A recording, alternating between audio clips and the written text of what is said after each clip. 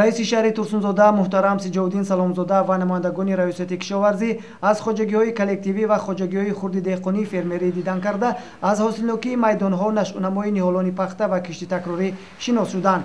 роҳбарати шаҳр ҳангоми боздид аз хоҷагиҳои кишоварзӣ ба намояндагони раёсати кишоварзӣ дастуру супориш дод ва гуфт ки бояд дар ҳудуди шаҳри турсунзода ҳар ваҷаб замини обӣ оқилона ва мувофиқи мақсад истифода гардад. ҳангоми сафари кори раиси шаҳри турсунзода аз хоҷагии агросаноат ва Кенҷа Назиров низ дидан карда бо деҳқонони пахтакор аз наздик суҳбату мулоқот доир намуд.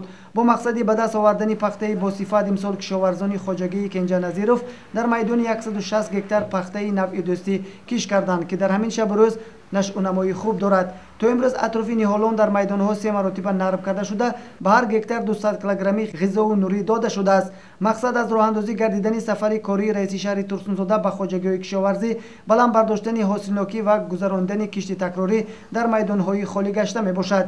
инчунин деҳқонон ҳушдор карда шуданд ки соҳаи кишоварзӣ яке аз соҳаҳои афзалияноки ҷомеа маҳсуб меёбад. аз ин хотир ба соҳаи маҳсулот истеҳсолкунандаи кишоварзӣ ҳукумати ҷумҳурии Тоҷикистон низ аҳамияти ҷиддӣ медиҳад. 3 бор чобок кардем, 3 бор култиватсия кардем. Мана дуюм дораро ово метим, култиватсия мекунем, дуюм дораро мегирам.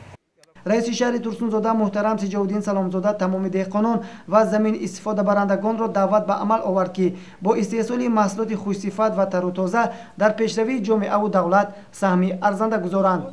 Собирҷон Саидов, Сайфиддин Иброҳимов барои барномаи иттилоотии Хабар. طبق نقشه رئیس شهر ترسانزاده محترم سیجاودین سلامزاده همروزه از زمین‌های کشاورزی جماعت‌های دهاتی شهر ترسانزاده دیدن نموده ایستاده‌ایم.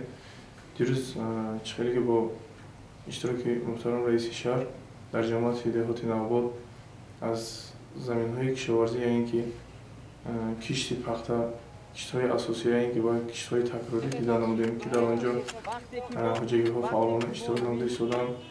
از زمین‌های شهر ترسانزاده زیاده از 2 حاصل گرفته می‌شود که همه روزه در صحرا مردم فعالانه کار کرده ایستادند.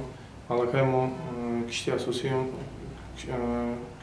اساسی کشاورزی رو جمع آوری نموده با کشتی تکراری شروع نموده‌ایم که در مردم برای کشتی تکراری با کشاورزی یعنی که شالی، تربوز، پمیدور و دیگر محصولات کشاورزی را کشت کرده ایستادند.